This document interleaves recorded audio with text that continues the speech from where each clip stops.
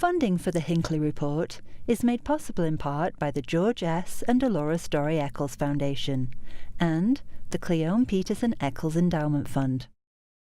Tonight on the Hinckley Report, amid controversy over Utah's primary process, the parties hold their caucus meetings. Will the newly elected delegates impact the upcoming election? How are candidates responding? And could recent court decisions finally end the conflict over the nomination process? Utah's filing deadline has closed with a big uptick in the number of candidates. Will elections in Utah be more competitive this year? Are incumbents safe? Utah sees a big increase in the number of women running for office. Could this change the makeup of our legislature? And on the national stage, our representatives weigh in on issues that could have a big impact on Utah.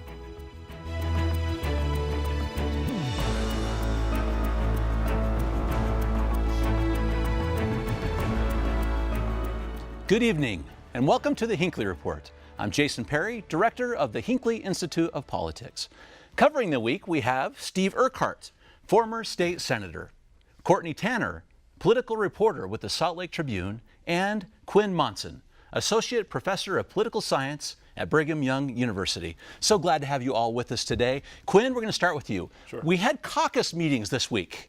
And there are a couple of interesting themes that came out of those meetings, but also want to talk about the numbers, which you're so good at. It appears that the Republicans had about a 10 to 15% reduction in the number of people who attended those caucuses.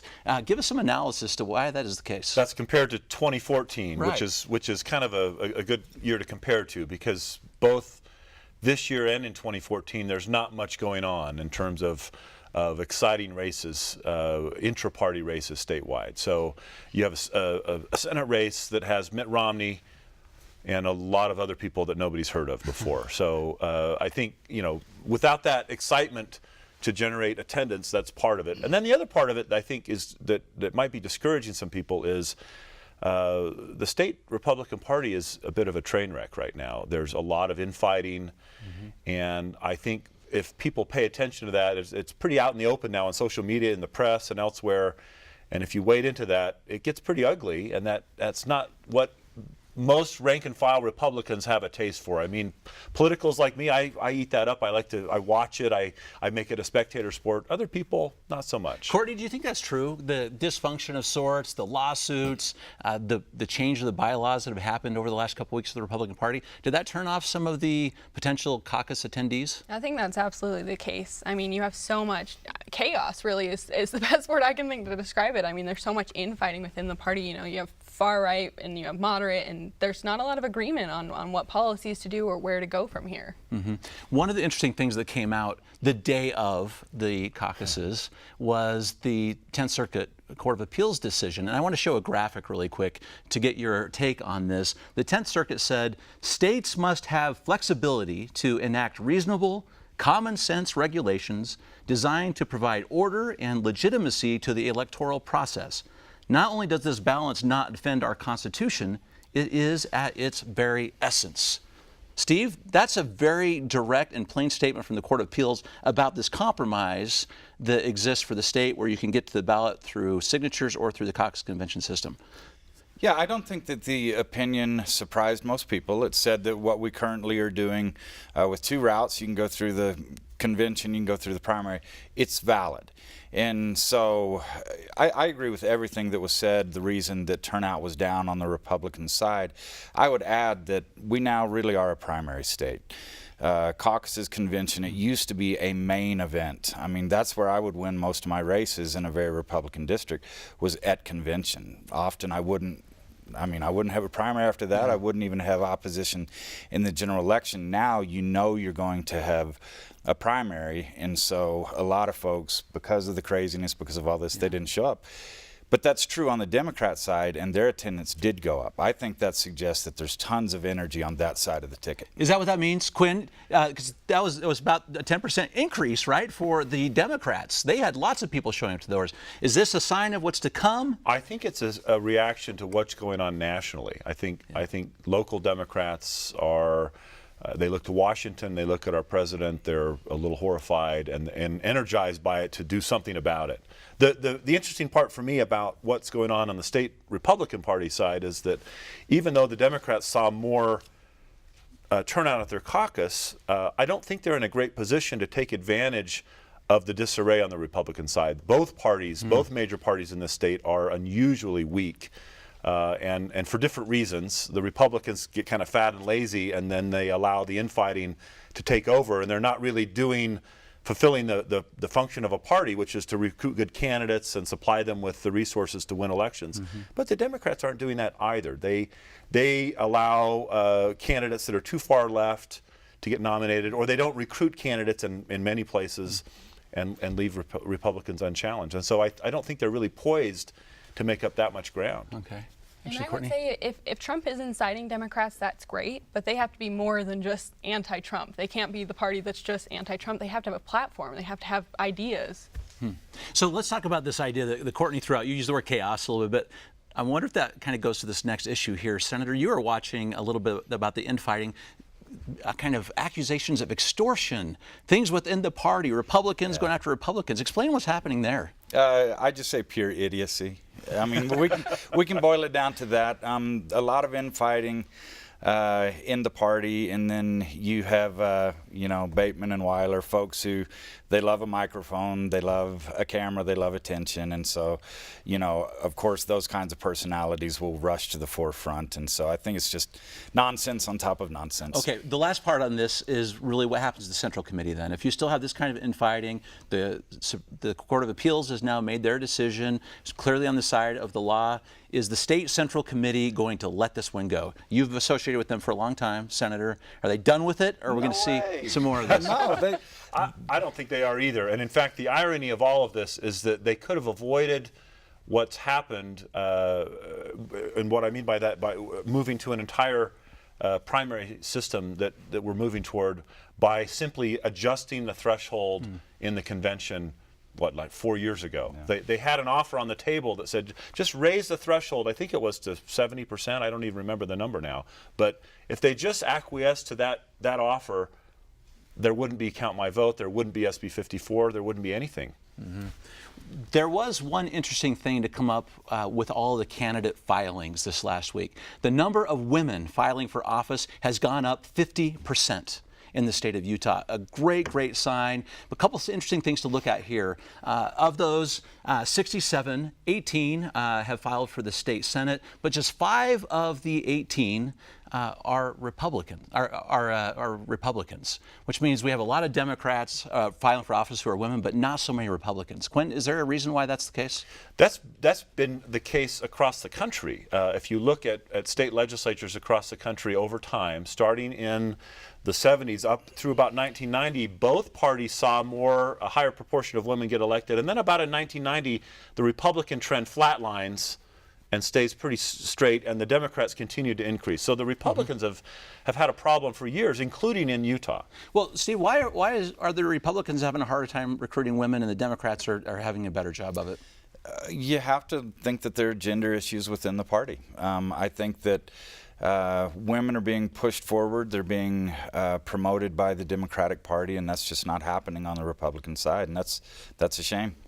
Courtney, when you look at the makeup of our legislature, when a lot of the women running are Democrats, what do they have to do to win in the state? Since they are primary Democrats and we have so many Republicans, what needs to happen there, and what do we see going forward? Yeah, that's a good question. Right now, the makeup of the legislature, you have 21 women, right? So about 1 in 5 of our state lawmakers is a woman, which, I mean, that's not our population. That's not representative of who we are. But most of those women, most of those 21 women are Democrats already, right? But moving forward, right, we need to have a voice, right? So pay equality, breastfeeding, right, in public. And those issues aren't being seen right now. That policymaking isn't happening in the legislature. So more women need to come in and have a voice on that. Let me just put my academic hat on for a minute. There is some work in political science that suggests that women are not as easily, they don't easily step forward on their own, that they need a little bit of a push or an encouragement to run, to step into the limelight like that. And so there has been some efforts on the Republican side in Utah at the caucus level, going back to that for a moment, to recruit more women and encourage more women to run as delegates, and it's worked. So the state party in 2014 encouraged precinct chairs to recruit women to run and encouraged the caucus attendees to vote for more women. And we saw an increase in the percentage of women that were elected. And that carried over into 2016. I'll be very eager to see, because I think we've had efforts by the Romney campaign to try to recruit women to run as delegates. So I'll be eager to see that final delegate list and see what the gender breakdown looks like this time. It should be going up incrementally. If we can break from the low 20s as a percentage of women and break over 30% this time and keep that going up over time, we'll see some change, because that's the pipeline that women get into. They're willing to run as delegate. A few of those might run for city council or run for state legislature, and then you'll see that percolate up into other offices statewide.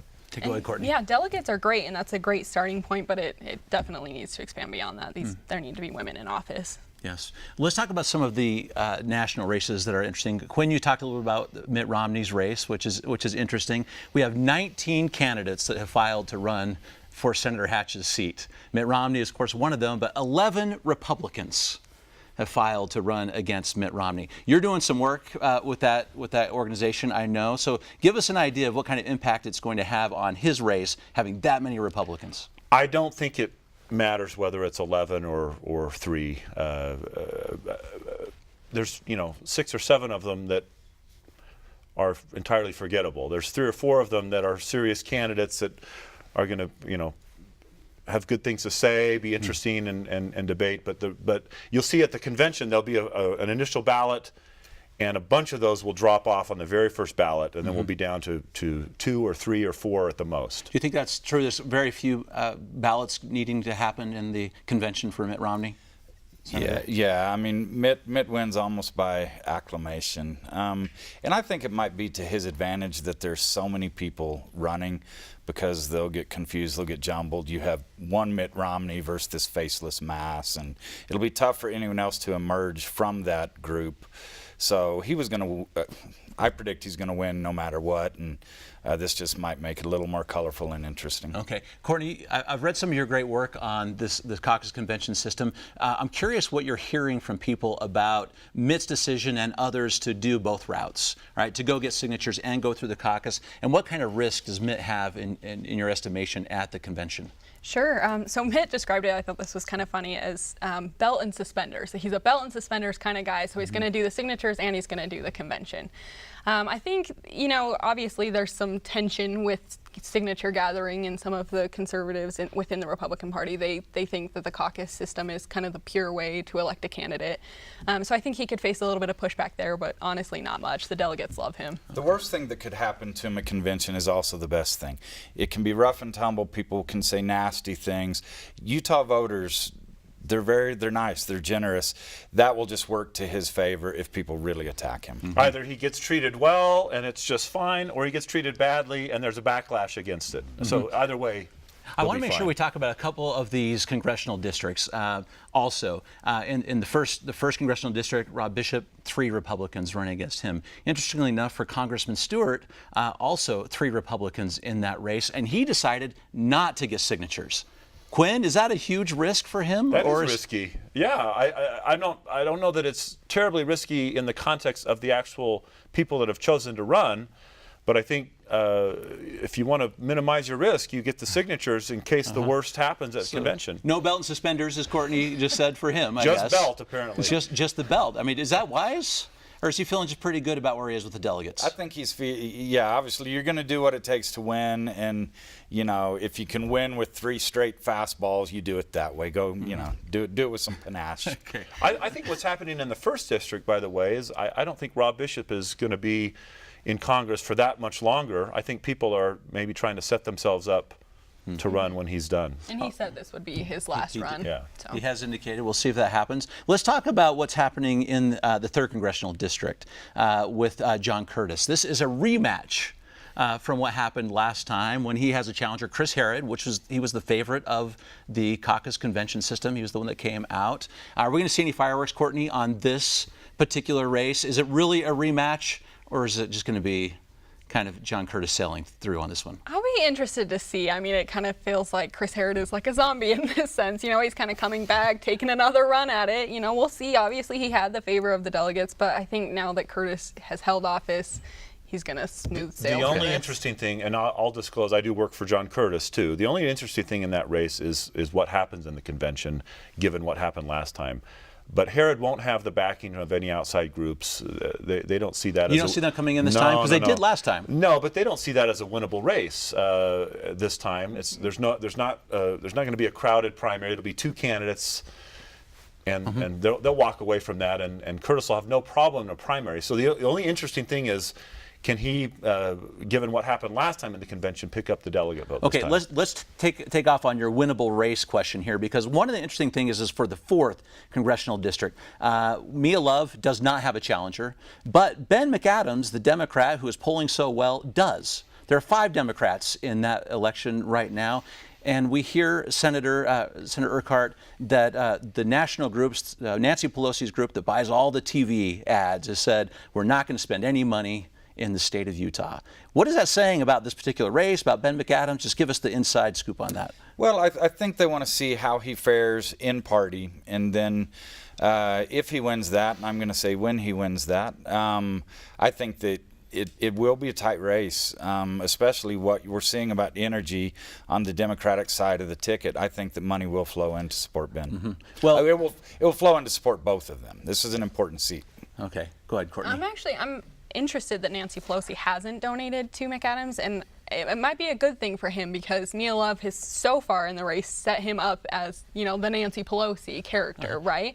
And then maybe he's not. So this gets a chance to move the conversation away from that. Well, that is an interesting point, right? Is maybe by Nancy Pelosi saying she's not going to come help him, she is helping him. What do you think, Quinn? Yeah, that's probably true. Again, I should disclose I do work for Mia Love. Wow, so I'm not on the list, aren't we? I'm not impartial here, but I would say that it doesn't help Ben McAdams if Nancy Pelosi is a prominent part of his race. Okay. One more thing on these congressional races. The United Utah Party emerged for a little while with Jim Bennett, and interestingly enough, they have candidates in the 1st, 2nd, and 3rd congressional districts, and in 11 state house races, and 4 of the state senate races. Senator, are they here to stay? Are they going to have an impact? Quinn represents me, so I'm going to defer to him. May as well represent everyone. No, I think this is great. Jim Bennett, their first candidate, I think really made it look fun last time around. And I think people are growing increasingly disgusted about what's happening in D.C. They're looking for a different pathway, and this is it. I think this is a fun development. Okay. It's an interesting thing because we have 2 major parties statewide that are dysfunctional. The United Utah Party seems to have it together. The problem is, for third parties, structurally, they're just at a disadvantage with voters, and so they fail repeatedly until they succeed. And we don't have a lot of examples of third-party success in this country, so the odds are stacked heavily against them. Okay. Let's go to what happened after the end of the legislative session, because the governor has about a week from today to sign or veto bills. And he is going through all of them now. We haven't heard which ones he's going to veto, but I want to talk about a couple of these bills that are high on his list. Let's talk first, Senator Urquhart, about the inland port bill, right? He was getting a lot of pressure from the city to veto this, but instead he decided to sign it and call them into special session to fix it. Talk about that strategy and why the governor decided to do that instead of just starting over.